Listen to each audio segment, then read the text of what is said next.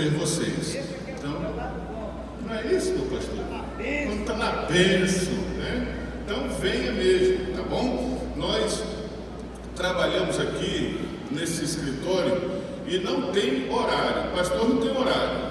Não tem esse negócio de a gente estar aqui no horário comercial. Isso não existe. A gente está aqui enquanto for necessário.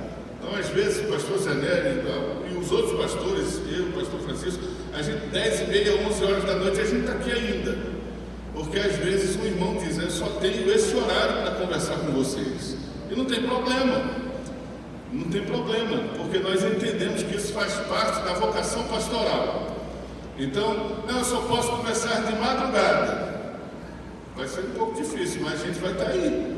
Não vai estar com aquele ânimo todo, mas vai estar. Então, por favor, não deixe de se aproximar, de vir, de conversar, de participar, de orar. Não, pastor, eu vim aqui orar com o senhor, eu vim aqui...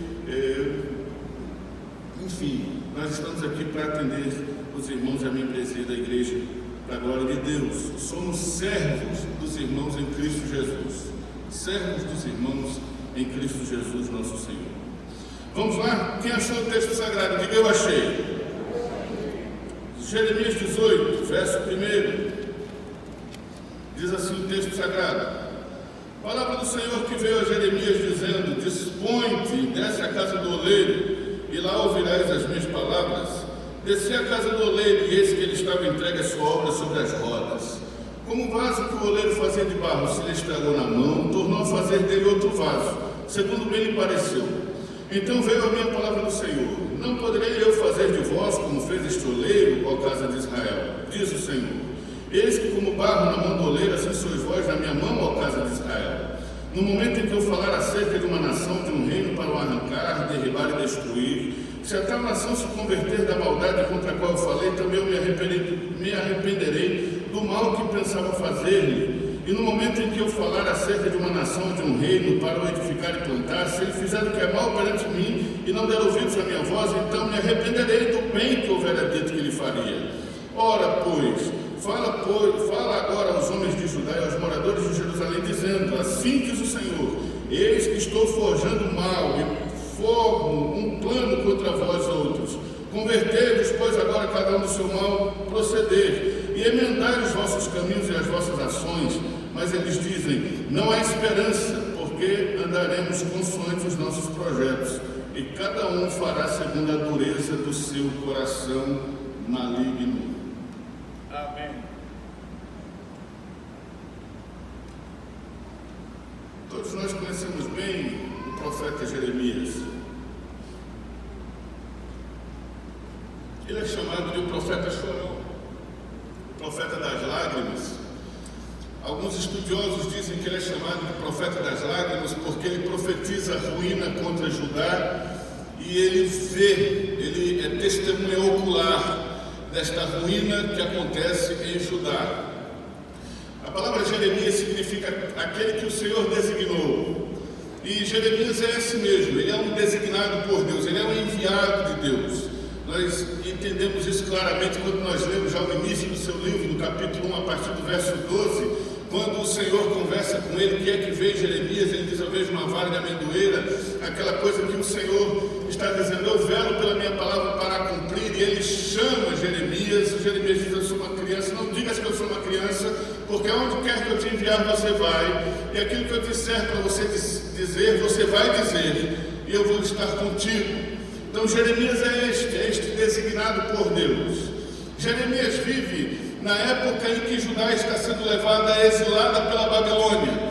Aproximadamente 586 a.C. é a data em que Babilônia invade Judá e leva Judá na sua primeira deportação.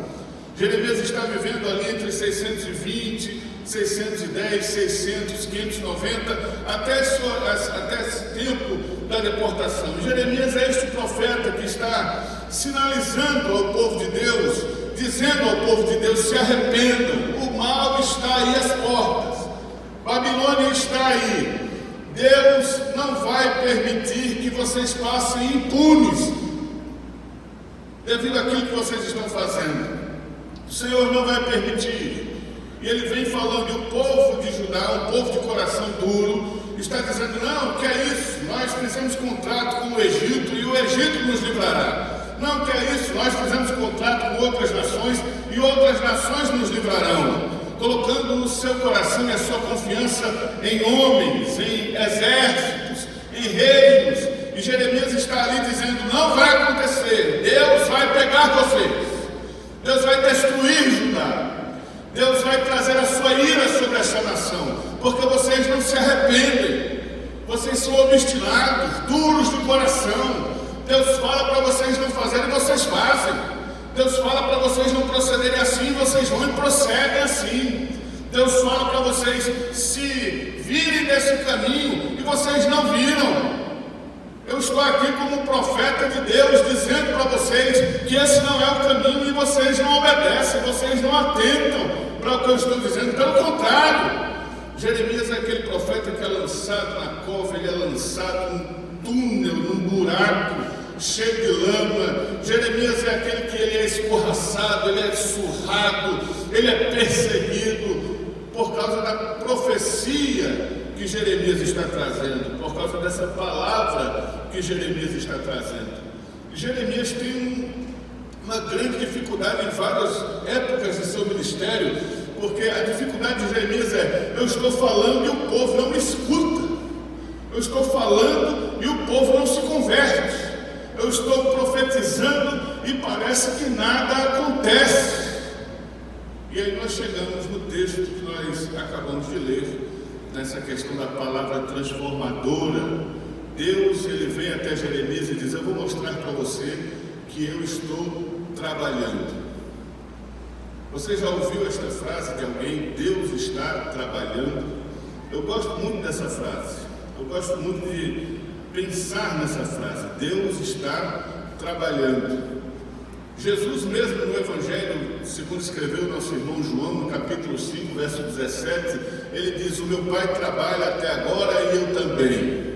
Essa questão do Deus trabalhar é uma questão presente desde a criação até o final de Apocalipse. O trabalho, ele não é o fruto, o resultado do pecar. O trabalho existe desde sempre. O Senhor está trabalhando. Mas o grande problema dessa frase é quando nós não percebemos esse trabalhar de Deus. E esse é o problema de Jeremias. Jeremias, apesar de saber que Deus estava atento e que ele estava fazendo aquilo que ele queria, não se percebia o que Deus estava fazendo, não se enxergava o que Deus estava fazendo. E nós temos uma grande dificuldade, assim como Jeremias também tinha, de continuar acreditando que Deus está trabalhando sem ver o resultado desse trabalhar. Existe um livro de John Piper chamado Sorriso Escondido de Deus. Procure esse livro e leia. Ele fala realmente isso a respeito desse Deus que trabalha no silêncio, esse Deus que trabalha no sussurro, esse Deus que trabalha não para mostrar a sua obra às pessoas, mas para fazer aquilo que lhe apraz, aquilo que ele deseja, porque Deus não é um exibicionista, ele tem um propósito, ele tem um plano, ele tem um projeto, e ele vai executar esse projeto, ele está trabalhando na execução desse projeto, mas às vezes esse projeto está sendo executado, trabalhando e trabalhado por detrás do palco, e nós não percebemos, porque a gente gosta das coisas à vista, e nós queremos que Deus trabalhe em nossa vida, nós queremos que Deus trabalhe em nós, como muitos gestores públicos trabalham, porque é muito melhor fazer uma praça do que fazer um encanamento de esgotos que ninguém vai ver. É muito melhor pintar lugares do que trabalhar estruturas que vão ficar escondidas dos olhos. Nós também somos assim. Nós damos mais importância aos apresentadores de programas do que aqueles que ficam por trás fazendo com que o programa aconteça. eu nunca vi ninguém num restaurante dizer: esse aqui é o cameraman de fulano de tal. Mas o apresentador, quando ele chega em determinado lugar, ele fecha o restaurante. Mas o editor-chefe daquele programa, aquele cara que não dorme pensando na pauta do programa, aquele cara que perde tempo indo atrás das situações e das notícias para dar de mão beijada, aquela pessoa que aparece em frente às câmeras, essa pessoa não fecha o programa, não fecha restaurantes, porque a gente dá mais valor àquele que aparece. Eu estava tentando lembrar ali sentado qual era o nome da zaga do Brasil de 1994, quando o Brasil foi campeão mundial. Se eu perguntar quem foram os dois atacantes, Arthur? Romário e Bebeto. Os dois zagueiros. Fala. Aldair e Mário Santos. Mas olha entendeu? O que a gente dá mais importância? A gente dá mais importância àquele que faz o gol. E quem estava lá atrás? Quem era o terceiro goleiro daquela seleção? Pronto. A gente não vai, entendeu? Porque o que é que nós estamos querendo? Nós estamos procurando aqueles que têm visibilidade. E quando a gente vem para a nossa vida, a gente trabalha da mesma forma. O que nós queremos é aquilo que tenha visibilidade, que dê visibilidade, que mostre. Então, se Deus está trabalhando na minha vida, pastor, eu quero que seja visível. Eu quero que todo mundo veja. Eu quero que todo mundo perceba isso. Mas nem sempre o trabalhar de Deus, ele é visível. Às vezes o trabalhar de Deus, ele é silencioso, ele é invisível. Ele é apenas um trabalhar para lhe dar estrutura para aquilo que Deus quer fazer na sua vida. Mas nós queremos deixar um axioma, uma verdade inquestionável aqui nesta manhã, que você deve levar no seu coração. Deus está trabalhando, mesmo que você não perceba que Ele está fazendo isso. Deus está trabalhando neste exato momento, na sua vida. Deus está trabalhando neste exato momento, na sua família. Mas eu não percebo, não importa. Mas eu não vejo, não importa. Mas não dá, não tem sinais desse trabalhar. Eu não escuto nem o bater daquela trituradora, daquela furadora. Eu não consigo nem perceber o tremer, o mover da situação. Eu não consigo perceber. Será que Deus está trabalhando mesmo? Está. Deus está trabalhando em sua vida o plano, o propósito, o projeto que Ele traçou para você. Ele vai levar a cabo, Ele vai fazer, Ele vai concluir. E ninguém pode impedir o agir de Deus em sua vida. Ninguém. Deus está trabalhando agora. Permita que essa verdade entre no seu coração e arranque do seu coração toda dúvida, toda tristeza, toda angústia, toda sombra de variação. Permita que esta verdade arranque do seu coração qualquer tipo de pensamento que lhe leve a considerar que Deus esqueceu de você. Deus está trabalhando na sua vida. E uma hora, pode ter certeza, que Ele está ali trabalhando. Uma hora, Ele vai surgir. E quando Ele surgir, você vai ver aquilo que Ele fez. E você vai dizer: bendito seja o nome do Senhor. O que Deus faz com Jeremias no capítulo 18 do seu livro é revelar isso a Jeremias. É dizer a Jeremias: parece, Jeremias, que as suas profecias não estão tendo resultado. Parece, Jeremias, que a sua palavra não está tendo êxito naquilo que ela está sendo lançada. Pois eu vou levar você para um lugar, eu vou mostrar para você uma coisa. E ele leva Jeremias até a casa do oleiro. Dizem os comentaristas bíblicos que ele leva Jeremias a um lugar onde estava reunido, ali era um lugar específico, onde existia uma olaria. Era um lugar onde o barro era favorável para isso, onde existiam vários fornos para estar estar preparando esses vasos, e Jeremias vai até esse lugar, é um lugar conhecido.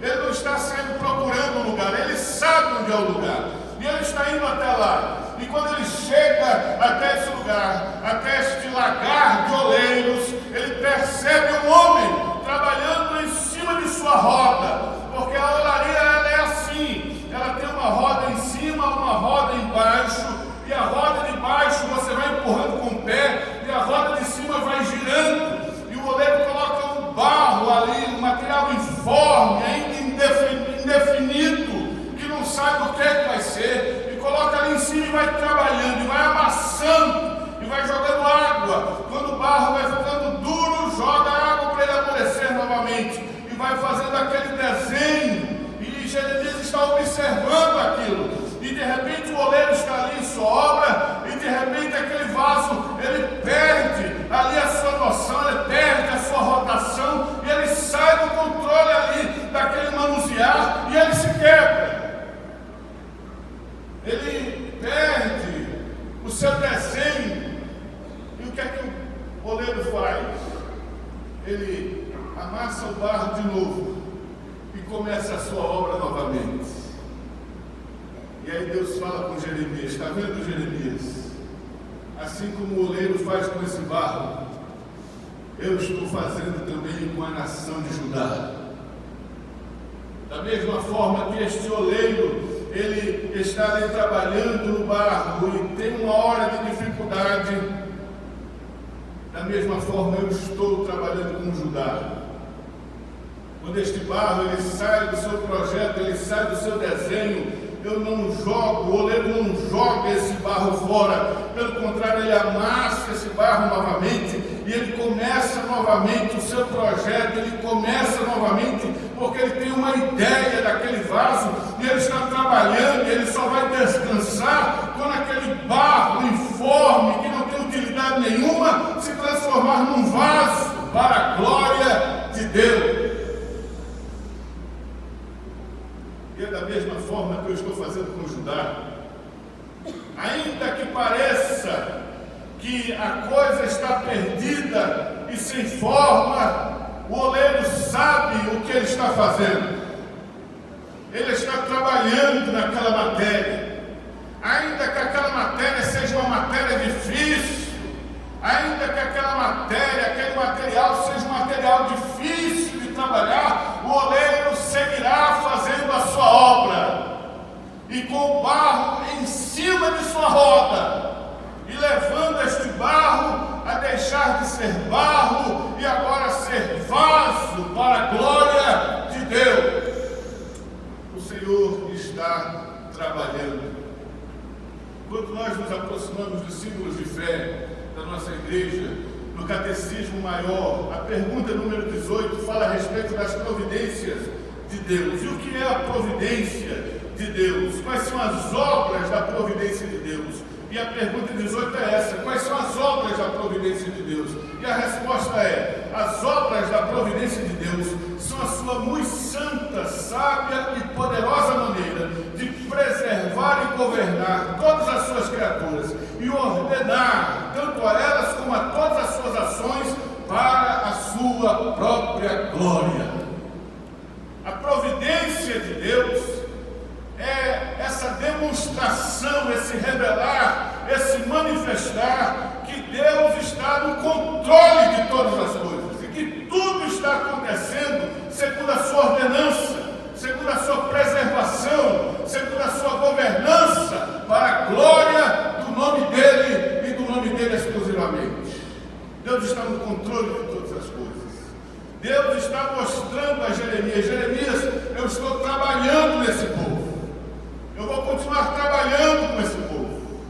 E eu lembro agora do texto do Evangelho de João, 2 João capítulo 3, verso 7, quando ele diz aos discípulos: o que eu faço agora você não entende, mas você vai entender depois. Deus está trabalhando com Judá. Deus está trabalhando com aquela nação. Deus está trabalhando com aquele povo. Deus está trabalhando conosco. Segundo lugar, qual é o objetivo desse trabalho? Porque trabalhar nós já sabemos e fomos aqui conscientizados de que Deus está trabalhando. Mas há um objetivo para este Espírito Santo trabalhar. E nós encontramos no texto, no verso 7 e 8. No momento em que eu falar acerca de uma nação, de um reino para o arrancar, para o derrubar e destruir, se a tal nação se converter da maldade contra a qual falei, também eu me arrependerei do mal que pensava fazer-lhe. E no momento em que eu falar, verso 9, acerca de uma nação, de um reino para edificar e plantar, se ele fizer o que é mal perante mim, não der ouvidos à minha voz, então me arrependerei do bem que houvera dito lhe faria. Qual é o propósito desse trabalhar de Deus em nós? O propósito desse trabalhar de Deus em nós é trazermos para a sua santidade. Qual é o propósito de Deus em Judá, através da vida de Jeremias? Era que o povo se convertesse, se arrependesse, abandonasse seus pecados, para que aquela nação do exílio, exílica, babilônica, não tivesse êxito contra a nação de Judá. Então Deus estava usando Jeremias para dizer: meus queridos, vamos nos converter de nossos maus caminhos, vamos nos arrepender de nossos pecados, vamos deixar as nossas más ações, vamos nos achegar a Deus, vamos nos santificar e alegrar o coração de Deus com a nossa vida. O propósito do trabalhar de Deus em nós é nos amoldar a Jesus Cristo, é colocar-nos no molde de Jesus Cristo, é fazer com que os homens olhem para mim e para você e não enxerguem Ariels como Arturos, mas que enxerguem a Cristo Jesus, o nosso Senhor. Eu fico arrepiado todas as vezes que eu escuto alguém dizer: não olhe para mim, porque se você olhar para mim você vai cair. Eu digo: mas o que é isso? Quer dizer que se eu olhar para alguém eu vou cair? Que cristão é esse? Eu prefiro assemelhar-me a Paulo, quando na primeira carta dele aos Coríntios, no capítulo 11, ele diz: sede meus imitadores, como eu também sou de Cristo. Olhem para mim, olhem para a minha vida. Vocês não conheceram Jesus. Se vocês querem saber como Jesus era, olhem para mim. Assim dizia Paulo. E assim deveria ser eu e você. Você quer saber como Jesus era? Olhe para mim. Você quer saber como é que Jesus tratava as coisas? Olhe para mim. Você quer saber como Jesus pensava a respeito das situações? Olhe para mim. Eu estou amoldado a Jesus Cristo. É por isso que Paulo diz também: não vos conformeis com este mundo, mas transformai-vos pela renovação do vosso entendimento. Romanos 12, se não me engano. Não vos conformeis com este mundo, mas transformai-vos, tomai uma outra forma, saiam desta forma e assumam uma forma divina, uma forma de Cristo, porque aquele que diz que tem Jesus deve andar como ele andou. Os irmãos que talvez estejam parecendo: pastor, esse sarrafo está muito alto. Esse negócio vai dar trabalho. Deus está trabalhando para que isso aconteça, para que aconteça conosco o que aconteceu com um missionário, agora eu esqueci o nome dele, não sei se era Robert Borges, mas quando ele vai visitar uma pessoa em uma casa, ele bate na porta daquela casa, uma pessoa vai atender.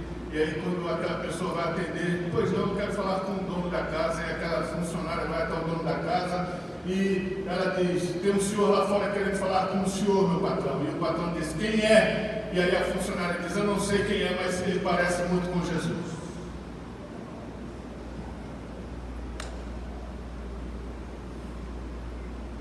É por isso que o meu coração palpita, é por essa coisa, é por isso que o meu coração grita.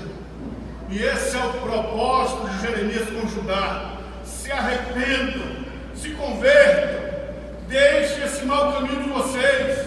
Isso não leva a lugar nenhum, isso não vai levar vocês a lugar bom algum. Se convertam dos seus maus caminhos, parem de fazer o que vocês estão fazendo, parem de recalcitrar contra os aguilhões. O escritor aos Hebreus, no capítulo 12, a partir do verso 6, ele diz: porque o Senhor corrige a quem ama e açoita todo filho a quem recebe. É para a disciplina que perseverais. Deus os trata como filhos, pois que filho há que o pai não corrige? Mas se estáis sem correção, de que todos se tornaram participantes, logo sois bastardos e não filhos.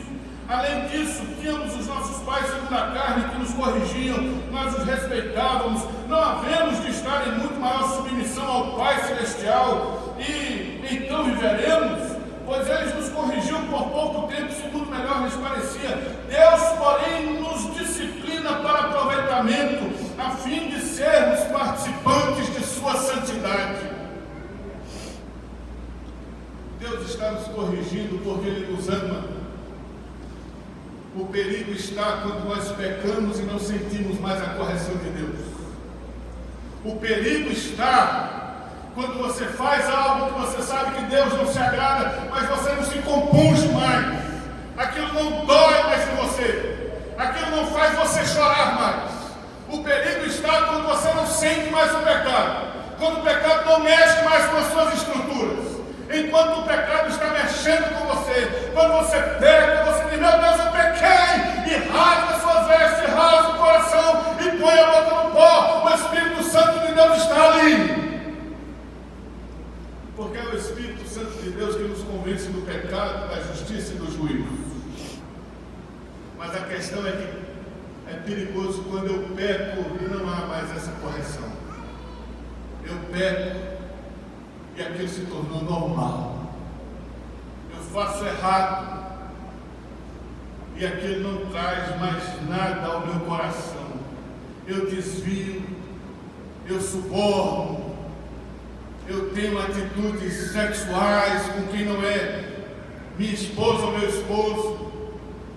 Eu tenho pensamentos libidinosos, eu tenho atitudes não cristãs, eu me entrego à devassidão, eu abro portas à carnalidade, e isso não traz mais dor no meu coração. Aí sim está o perigo, aí sim está a ruína, está próximo à queda. Mas enquanto pecamos, porque pecamos, eu com certeza pequei hoje de manhã, certamente, eu já amanheço pecando, porque eu já amanheço, eu já acordei, meu Deus do céu, e quantos não acordaram? Então eu já pequei antes mesmo de levantar da cama. Mas é pecar e dizer: Senhor, tem misericórdia de mim, Senhor, não deixa eu fazer isso mais. Jeremias está profetizando contra Judá, está dizendo para Judá: abandone isso, deixe isso, arranque isso de sua vida, pare de fazer isso, pare de pensar essas coisas, pare de acessar esses sites, pare de ter essas conversas, pare de ter esta postura, pare de agir desta forma. E o povo não estava ouvindo. Terceiro e último lugar, Deus está trabalhando. Esse trabalhar tem o objetivo de nos corrigir, e esta correção tem um único objetivo: nos livrar do mal.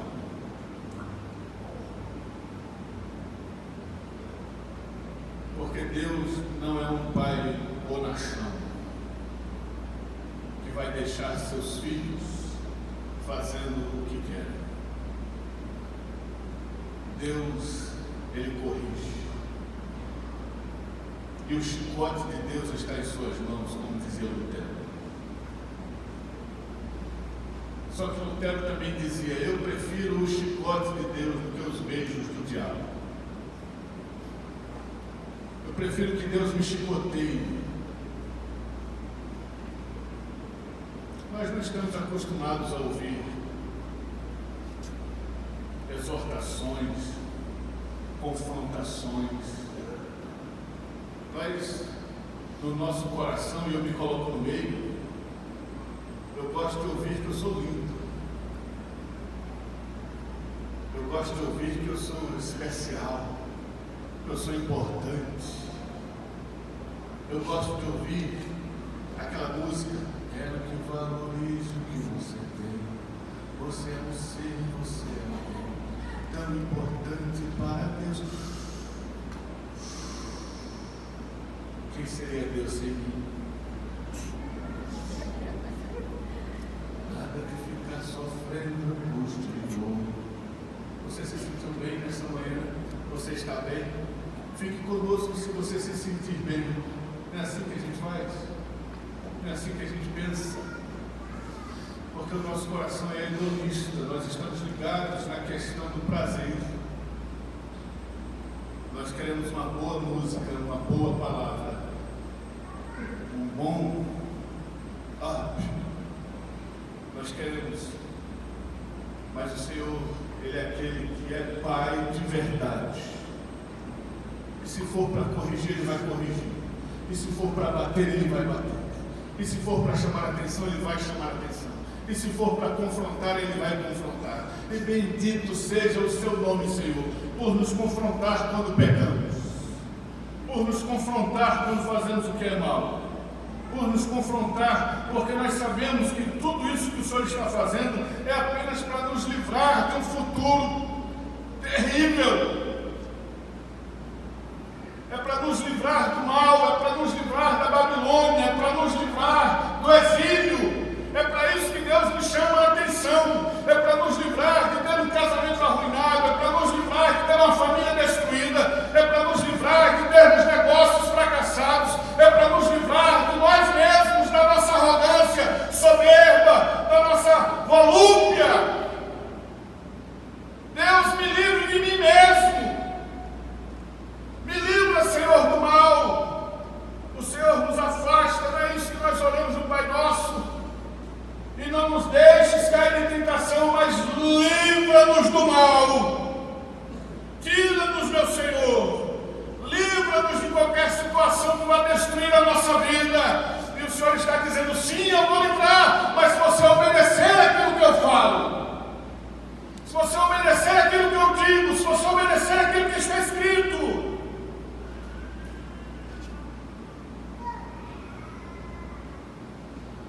Tiago, no capítulo 1, verso 12 em diante. Bem-aventurado o homem que suporta com perseverança a aprovação, porque depois de ter sido aprovado receberá a coroa da vida, a qual o Senhor prometeu aos que o amam. Ninguém ao ser tentado diga, sou tentado por Deus, porque Deus não pode ser tentado pelo mal, Ele mesmo a ninguém tenta. Ao contrário, cada um é tentado pela sua própria cobiça, quando esta o atrai e seduz. Então a cobiça, depois de haver concebido, dá à luz o pecado. E o pecado, uma vez consumado, gera a morte. O que é que o Senhor está querendo nos livrar nesta manhã? Deste sistema maligno. Cada um é tentado pela sua própria cobiça, pelo seu desejo. Quando ele é atraído pelo seu desejo, pela sua concupiscência dos olhos, pela sua concupiscência da carne, pelo desejo desenfreado de ter aquilo. Então, quando aquilo toma conta de nós, diz o texto sagrado que a cobiça, depois de haver concebido, dá à luz o pecado. Ninguém amanhece dizendo, hoje eu vou colocar o pé na jaca, hoje eu vou trair minha mulher. Mas começa com uma mensagem. Você está bonito hoje, chefe? Você está cheiroso? Perfume novo?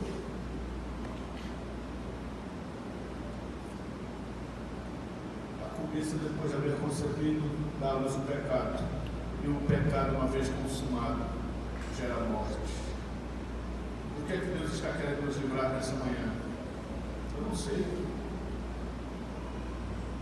Eu sei do que Deus quer me livrar.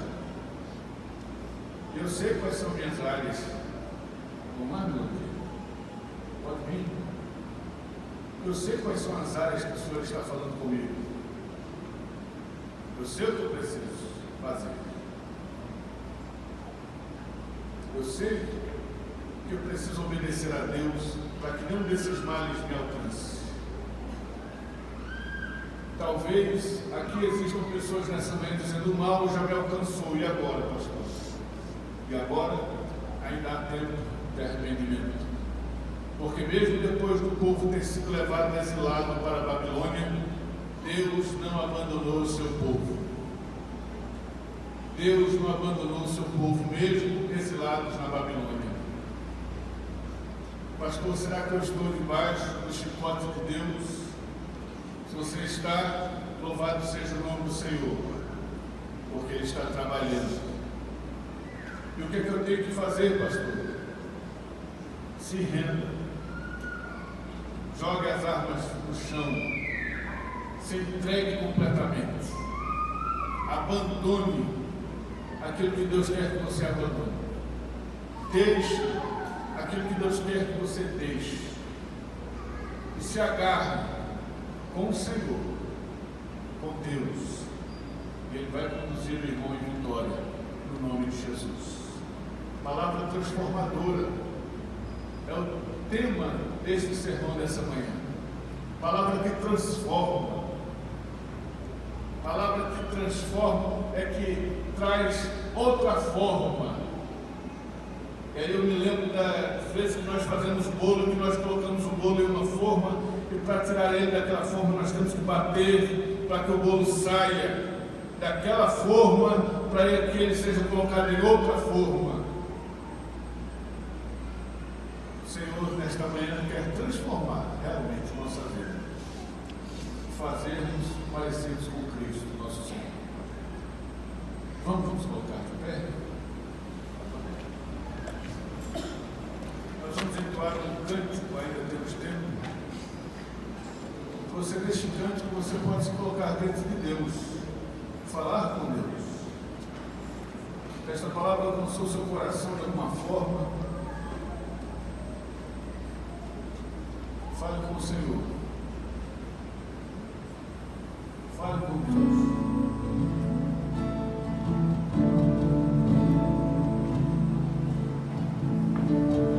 Senhor, eu quero ser transformado, Senhor, pela tua palavra. Te amo, Deus, pois tua misericórdia nunca falhou. Estou seguro em tuas mãos. No momento em que levanto, até o meu deitar, eu cantarei a bondade de Deus. Em todo tempo és fiel. Em todo tempo tu és tão bom. Com todo o fôlego que tenho, eu cantarei a bondade de Deus. Com tua voz, Declara, Senhor, bem forte. tu me guias pelo fogo, na escuridão, tua presença é real. Te conheço como Pai, e amigo também.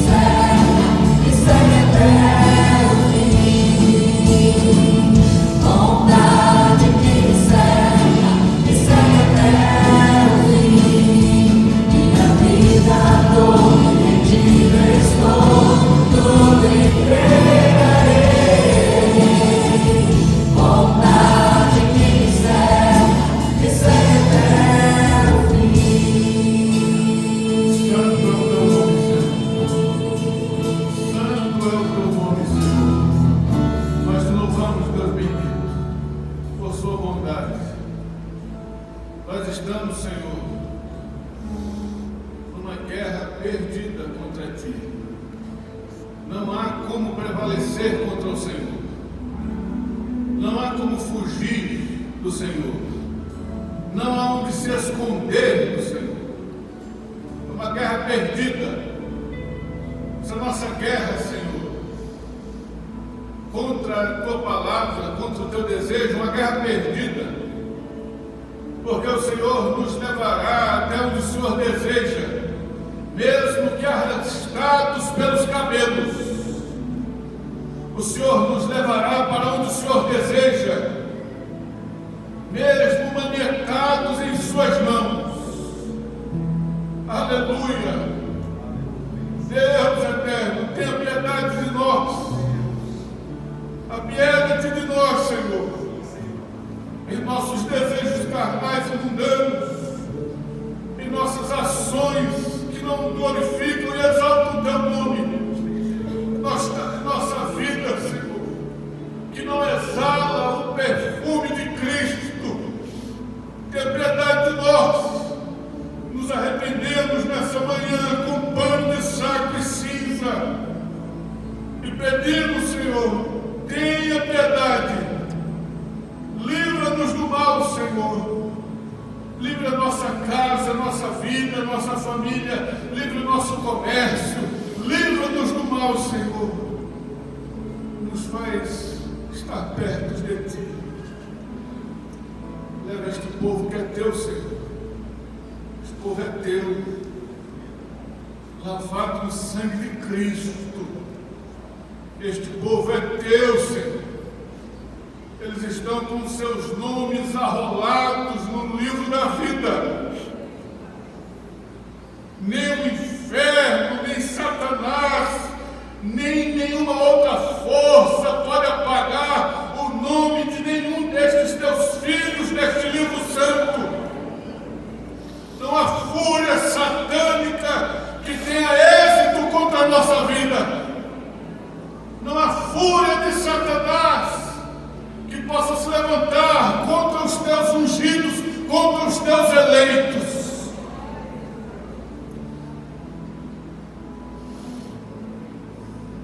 O Senhor nos corrige porque o Senhor nos ama. E o Senhor quer que tenhamos uma vida com abundância.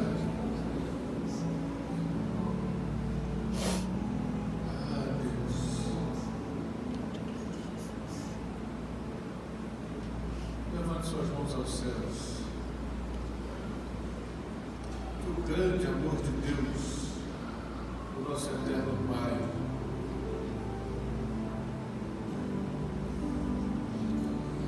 a graça bendita e redentora de nosso Senhor Jesus Cristo e o agir do Espírito nos convencendo do pecado, da justiça e do juízo, seja sobre sua vida, sobre sua família, sobre a igreja de Cristo que aqui se reúne, e sobre toda a igreja de Deus espalhada pelos 4 cantos da terra, não apenas no dia de hoje, mas para todo sempre.